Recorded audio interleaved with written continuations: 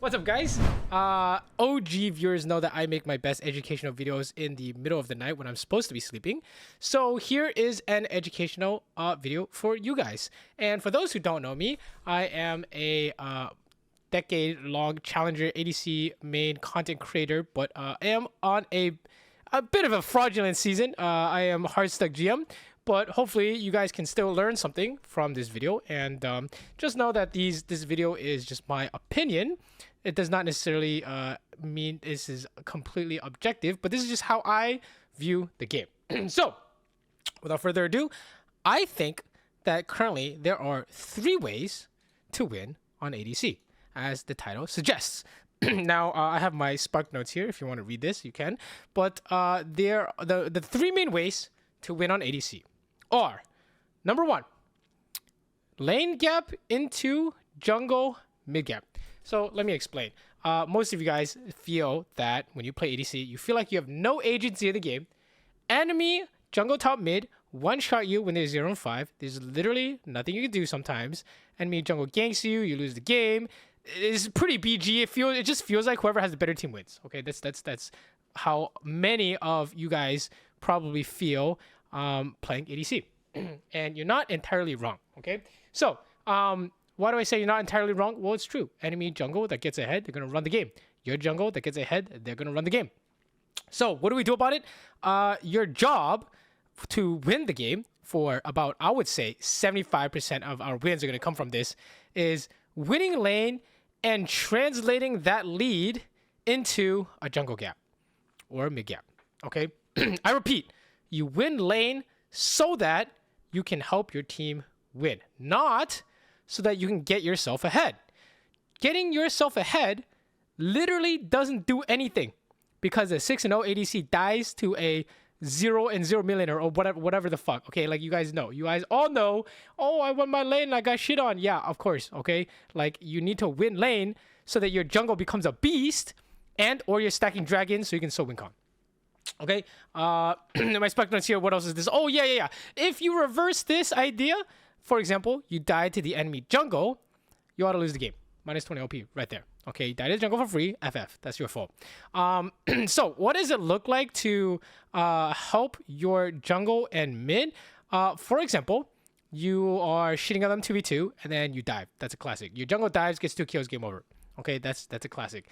Another example is you're hard winning 2v2, you force them to base, and then your jungle gets a free dragon. You guys start stacking dragons.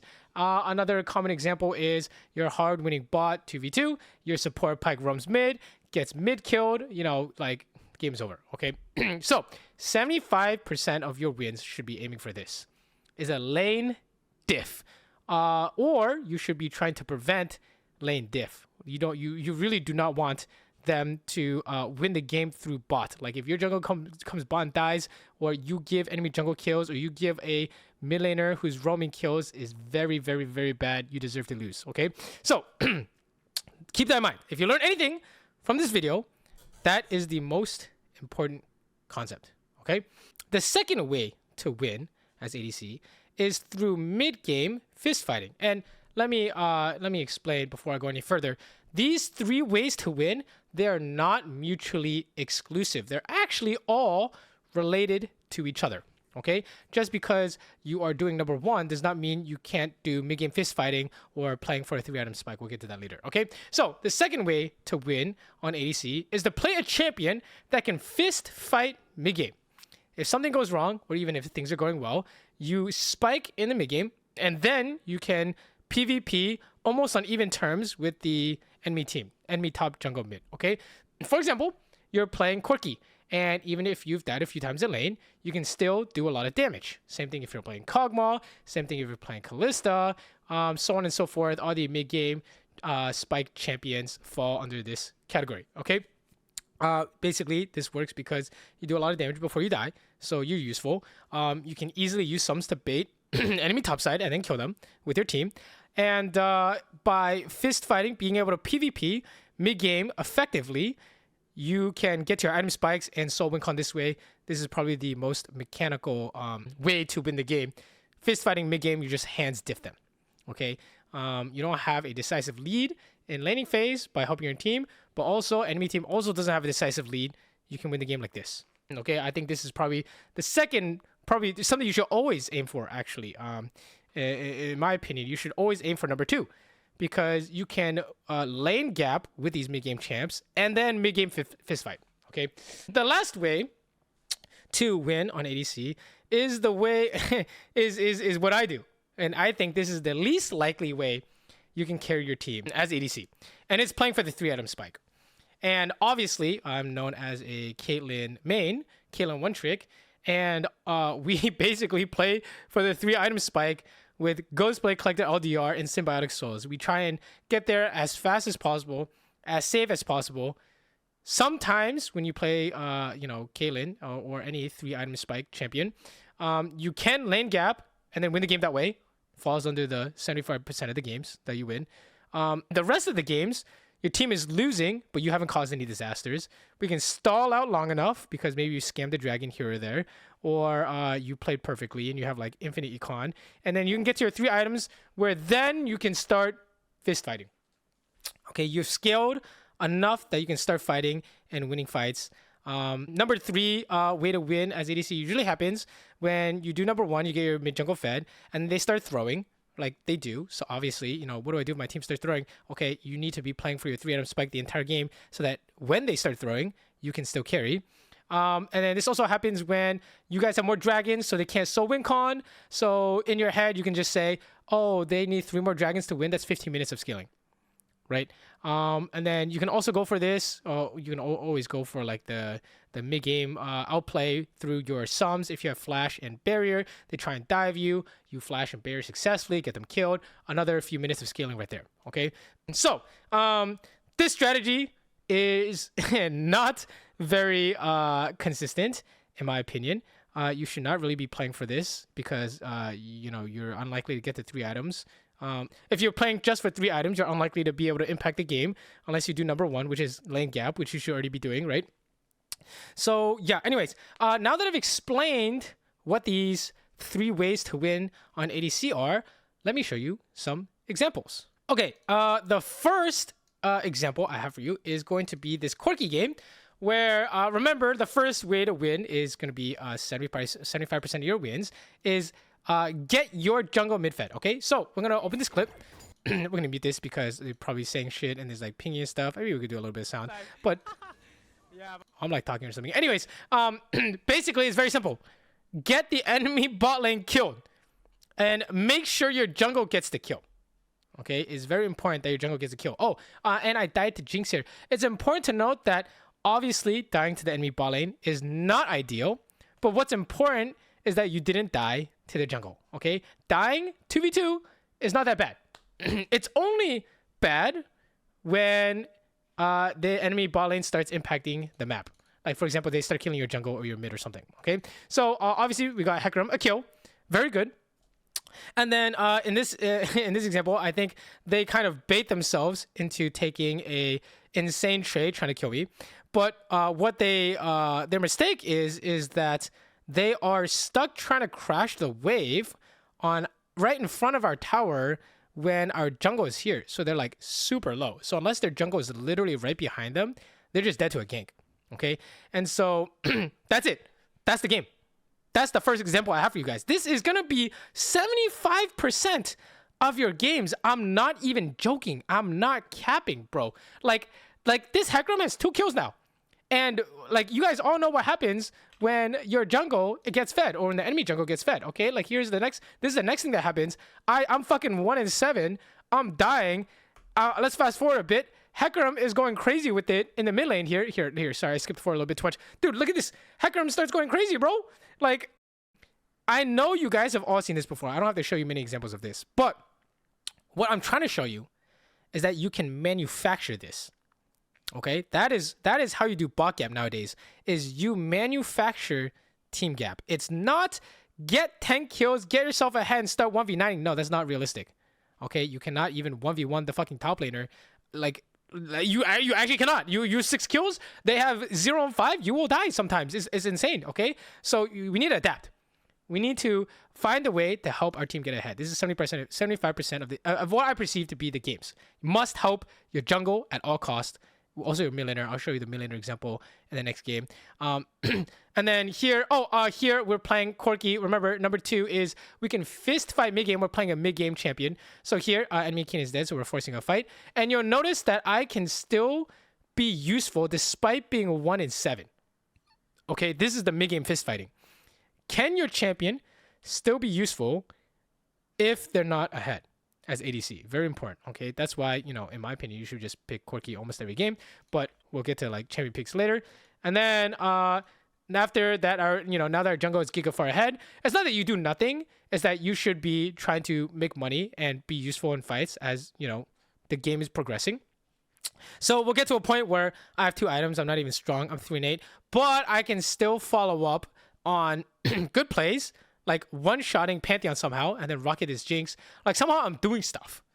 Okay, like let's be honest. If I'm playing Caitlyn, literally cannot do anything. If we're playing Aphelios at 3 and 8, we can't do anything. Okay, but we're playing a mid-game spike champion, so our score doesn't matter. It's our items and levels. Okay, so that's example number 1. Very simple, very basic. Basically, got the enemy bot lane killed, fed the enemy bot lane to my jungle on a silver platter. He ran away with the game. We assisted him into ending the game on good plays. That's it. Okay. Another example.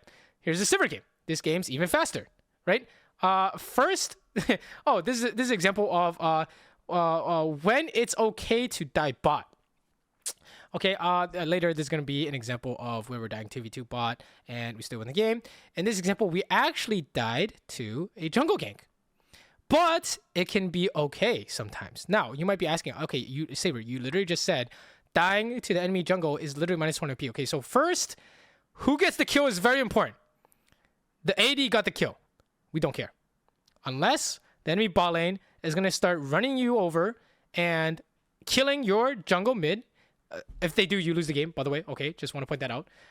It doesn't matter if their bot lane gets the kill. It only matters if their jungle gets the kill. Oh, if their support gets the kill, it's even better. Okay, it's like nothing happened, basically, if their support gets the kill. Okay, I forgot to mention, they even ganked bot and killed Lulu. Varus got the Lulu kill. So in return, my jungle ganked mid and literally killed Zoe. So who's winning on this exchange? We are. Okay, so just wanted to point that out there. Very important. Okay, so next play we have here is, and remember, enemy bot lane has a lead. And remember, we claim that it doesn't matter as long as they don't kill your mid jungle. I promise you, if you have a lead and you die with a lead 6-0, the enemy ADC with a lead will also die when they're 6-0. Okay, I promise you, don't worry. So now you see here, Ivern is coming bot, and our jungle just showed doing grubs. Sylas makes this crazy play where he just pre-TPs.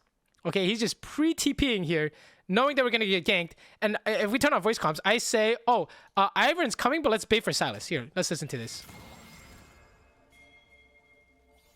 Sylas is TPing, so I'm baiting. Sylas is TPing, so I'm baiting, okay? And then we bait for the Sylas TP. I think you guys all know what's going to happen. We take a 3v3 here where they're chasing, they're aiming Lulu. We aim the enemy jungle. Our mid laner, guys, the game's over, okay? Our mid laner gets ahead, right? And you already know what happens. And your mid laner jungle gets ahead, they start running the game. Okay, I promise you, like, he's gonna go mid, he's gonna kill Zoe. After killing Zoe, he's gonna come bot, he's gonna kill Varus. After killing Varus, the game is over, we stack dragons, like, it's just GG, right? And by doing this, it allows me to get to my item spikes. Let's say all this good stuff happens. Viego and Sylas start throwing, then, I have been farming the entire game, then I get to my 3 item spikes. That's when your 3 item spike starts mattering. Okay, is when your team starts throwing with a big of lead. Here is clip number 3. Okay, so mid is just winning. He has 2 kills.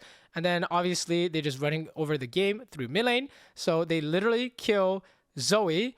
After they kill Zoe, they push mid, come bot, kill Varus. It's actually so crazy the way Varus dies. Okay, let me fast forward here for you guys. Dude, it's actually so crazy. This Varus dodges. The Varus ult is doing his... Oh, he's just dead. Like, he's just dead. Like, I think he actually could have been out if he didn't auto-attack Q. He was actually out, but he actually stayed. So he actually just dies. And then it gets him so far behind, it's just doomed for them, right? And then I mean after that, I mean the game's just over. Like here they go for the desperation play, right? And our vehicle's gonna come and like we're gonna win 3v3. Okay, like it's already over. Okay, but so let me explain how we get here. How do we do number one, which is lane gap into create jungle mid gap? Okay, so this is how we do it.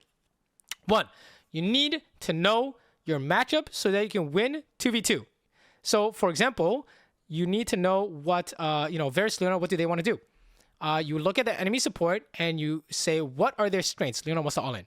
You want to categorize this. I can go into more laning phase ideas later if you guys want, but here's just a quick rundown. You go into enemy support strengths, ask yourself what are they good at. Leona's good at all in. What is Lulu good at? Lulu is good at trading with her E and Q and poking Q with Q. Sure, poking with Q. Lulu can also all in because she's just point and click. She can't miss abilities. So Lulu can trade and all in. And Varus and Leona only want to all in. Therefore, we must avoid Leona all-ins and go for trades on minions. That's why in some of these clips you saw me going for trades on Varus with Lulu shield. And by making good 2v2 plays, you will gradually be able to impact the map because you're pushing them in. You want their jungle to come bot. You waste his time. Your jungle makes a play, killing the Zoe. GG, right? Or you're pushing bot, making good 2v2 plays. Iron comes. Your mid laner TPs the counter gank. GG, right? So that's how you create mid jungle gap from 2v2 gap. And here, this is just us ending the game. I mean, we're literally so strong. The game is over in 20 minutes. But realistically speaking, the game was over at like 10 minutes when that Silas TP bot, and then we baited the Iron gank and killed them all. Okay, the game was just over. Okay, so easy. The vast majority of your wins should come from this concept. Okay, lane kingdom, and then immediately looking to transfer lane kingdom into mid jungle diff. Okay, so what if the game doesn't really go your way? Okay, so we're gonna show you some games where we're just chain feeding. We're playing Kog'Maw, and I picked Kog into Draven because Kog hard counters Draven, but I griefed the matchup so hard that we end up leaving this lane like 1-5. Disaster. But I'm playing a mid-game champion who can fist fight. Okay, so this example is gonna be all about fist fighting. Here's some more funny clips where I'm just getting soloed. Absolutely getting shit stomped by Draven. I mean, I misplayed horribly. Could flash in, use my passive, whatever. Like, you can say whatever, but I'm just feeding out of my mind, right? Now, the important part is, I'm showing you this because you'll notice that I died to Draven, but I didn't die to the enemy jungle. Enemy jungle is Nocturne. Okay, very important, very important. I died to Draven, but I didn't die to the enemy jungle. Why is this important? Because it only matters, AD being ahead only matters if they can outplay topside. So, does this Draven outplay my Riven? XDD. Like, this is just you getting one shot when you're 6-0 in reverse, right? That's why I say, do not worry if the enemy AD is winning 2v2. It doesn't matter until they can actually start outplaying your topside, okay? Just relax, okay? You haven't lost 20 LP yet. You might, depending on how good the enemy bot lane is, but realistically, you haven't yet, okay? And because we're playing a mid-game fist-fighting champion, I have literally no CS, no KDA, but I can do my damage just because of my base abilities, and I only need 1 or 2 items to do stuff. And you see here that Pantheon will kill most ADCs there by himself. You're playing Ezreal, you're playing Caitlyn, you're playing whatever garbage ADC, he just kills you.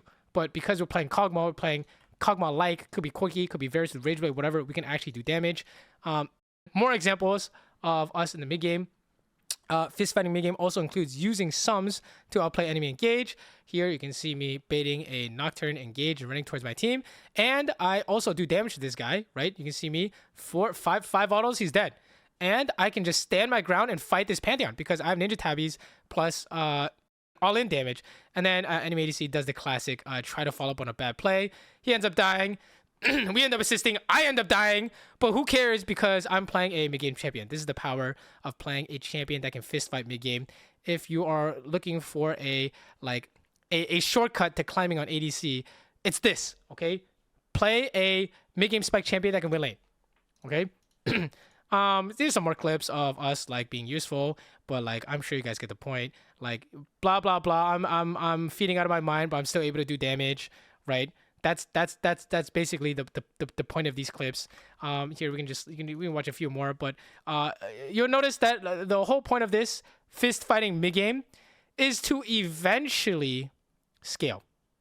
Okay, I eventually get to my 3+ item spike, right? Just from making good decisions and PvPing well in the mid game. This does require hands, fist fighting, but honestly, you have to fight at some point on ADC, right? You have to fight on your spikes at some point. Like you're playing like Jinx or Kaelin or whatever, you still gotta make the plays at 3+ items with your sums and your abilities. You can't just sit back and do nothing for the whole entire game. At some point, you gotta start doing stuff, okay? It's just that for mid game champs, that point happens almost immediately at 1-2 items. And then here's like the last fight. You see I'm almost full build. I think our jungle was dead and they send it, and then we just kill them all, okay? Like, I don't know what to tell you. You just press Q, press W, just run at them. Do as much damage as you can is super easy, okay? Yeah, so fist fighting mid-game, you can come back through fist fighting mid-game, and dying 2v2 is not irrelevant, but is not the end of the world, okay? It's only a disaster if the enemy AD and support can outplay your top side. Another game of fist fighting mid-game champion where the game's not going well, but I didn't feed the enemy jungle. So you can see here, after I died to this Kalista, this guy has a really nice flash on the Janinato. Props to him. I get rend out of my mind. And, well, he does die to Udyr. That's not bad. But yeah, this game is kind of a disaster here. Here you can see that our top, enemy top is 3-0. Enemy jungle, we haven't fed the enemy jungle. Remember, we died I'm feeding in lane again, but it's only 2v2. Okay? And very important, I'm feeding in lane again, but it hasn't impacted my team yet. Okay? And then enemy mid looks pretty equal. Enemy bot lane's ahead. Okay? Here, since we're playing a mid-game fist-fighting champion, again, we can try and do stuff in the mid-game with our 1-2 item spike. Remember, use sums to outplay enemy topside, okay? Now, if I was playing like Kaelin or something here, and we use flash, we're not going to kill the Kled. We have no damage. But because I'm playing Corki, or something as powerful as Corki in the mid-game, could be Varus, could be Draven, could be whatever, okay? We can actually punish when the enemy has a failed engage. Okay, in this spot, the game is getting worse, obviously, but I did pick up a few kills after killing the Kled. Enemy jungle is now strong, enemy mid is strong, enemy AD, who cares, and enemy top lost their lead because I killed him using sums. And now we are entering the fist-fighting mid-game section, where we have a 2-item spike. And in this section, with sums, we are trying to out-hands them. Okay, when you're playing the mid-game spike champion, you want to try and out-hands them in the mid-game. Okay, so in this clip, I'm trying to just like flex on them, right? You can see that Pantheon base, I'm like trying to do stuff, but we are really just trying to look for good trades.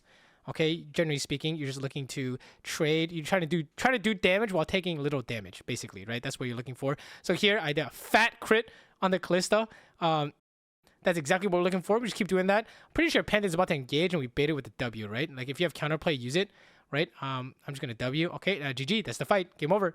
And that is how you, well, you haven't seen it yet, but we're gonna kill them all. We're gonna kill them all. That is how you, you can win the game through your champion pick, through the mid game fist fighting. Okay, this is how you do it. Okay, fight breaks out, you fucking send it because you're strong as fuck. The guy is trolling, but like I W in, it doesn't matter. Kalista Nullis on me, I just one-shot Kalista, fuck it. Like it's crazy, man. Like imagine if I was playing like Jinx or Kaelin here. Like I'm not able to make any proactive plays. But because I'm playing Corki, we just go sicko mode. You guys kind of get the point here, but just some more PvP examples in case you guys wanted to see, right? Some examples of what it should look like, right? You PvP as well as possible. When you have sums, usually you play more aggressive, play more upfront, try and bait enemy abilities. Use your Corki W to bait enemy important spells like Pantheon Stun, Nullis Hook, whatever. You shoot this Akali in the face, right? And then you just run them down. I mean, we just fast forward here. We just run them down. Like, it doesn't really matter. And then, by fist fighting mid-game well, you get to 3+ items. Okay? This is how you can consistently get to your 3+ item spike. This is the last way to win on ADC, is to start 1v9ing with a ton of money.